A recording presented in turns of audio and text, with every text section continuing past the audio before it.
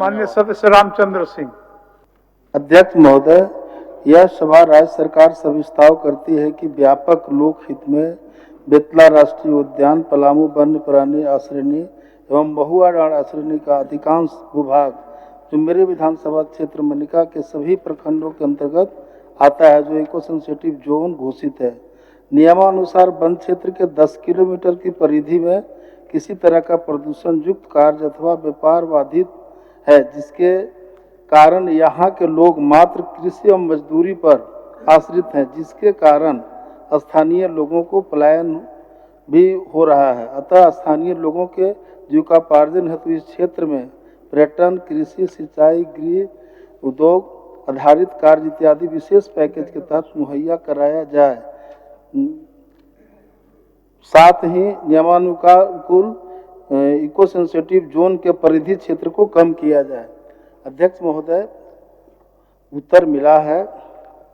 माननीय मंत्री जी से सिर्फ हम इतना कहना चाहते हैं, जब ये करेंगे कि पहला चीज़ कि जो दलमा का क्षेत्र जितना है, उनका जो परिधि है उसके बराबर उस क्षेत्र को भी किया जाए, क्योंकि हमको जानकारी है कि दलमा में कम है और उस क्षेत्र को ज़्यादा कर दिया गया है, जबकि वो भी इको सेंसिटिव जोन है। दूसरा चीज़ कि वहाँ हम कोई नहर नहीं बना सकते हैं अध्यक्ष महोदय, इसलिए सोलर पंप से सिंचाई की व्यवस्था उस इलाके में किया जाए। तीसरा, कृषि का वहाँ विकास किया जाए। वहाँ के लोगों को पर्यटन के हम सरकार को, माननीय मंत्री जी को हम काफ़ी धन्यवाद देते हैं आपके माध्यम से कि इन्होंने हम लोग जो मांग रहे हैं उससे कहीं ज़्यादा कर रहे हैं उस इलाके में। इसलिए जो पर्यटन के जो क्षेत्र है, संभावनाएं, वहाँ के लोगों को योग्यता के अनुसार वहाँ के जो स्थानीय लोग हैं उनको रोजगार मंत्री जी सरकार हमको वहाँ के लोगों को दे और प्राथमिकता के आधार पर, और मान लीजिए कि जो योग्यता नहीं है तो फिर बाहर के लोगों को रखें। यही माननीय मंत्री जी हमको कह दे, बाकी सब ठीक। माननीय मंत्री जी। माननीय अध्यक्ष महोदय, वरिष्ठ साथी रामचंद्र सिंह जी का गैर सरकारी संकल्प के माध्यम से जो सूचना आई है, इसके 2 खंड हैं मान्यवर।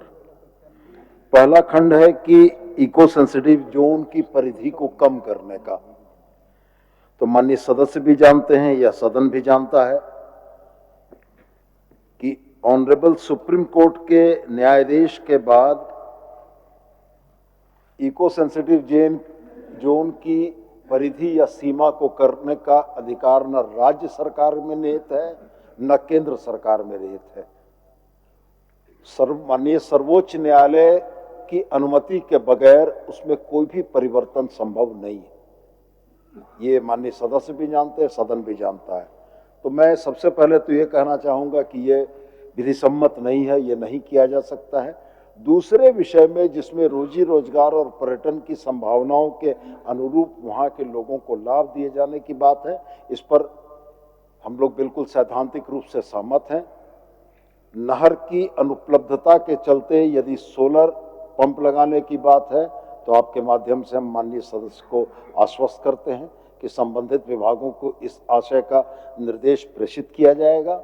पर्यटन के क्षेत्र में हम लोगों ने कुछ बेहतर काम करने का प्रयास किया है, जिसके साक्षी माननीय सदस्य भी हैं। चूंकि मैं उनको साथ लेकर गया था, तो हम ये उम्मीद करते हैं कि जो प्रश्न उन्होंने लोकहित में, जो प्रस्ताव उन्होंने लोकहित में दिया है, उस पर सरकार गंभीर है और आने वाले समय में उनके सोच के अनुरूप, उनके सुझावों के अनुरूप सरकार कर्तव्य करेगी।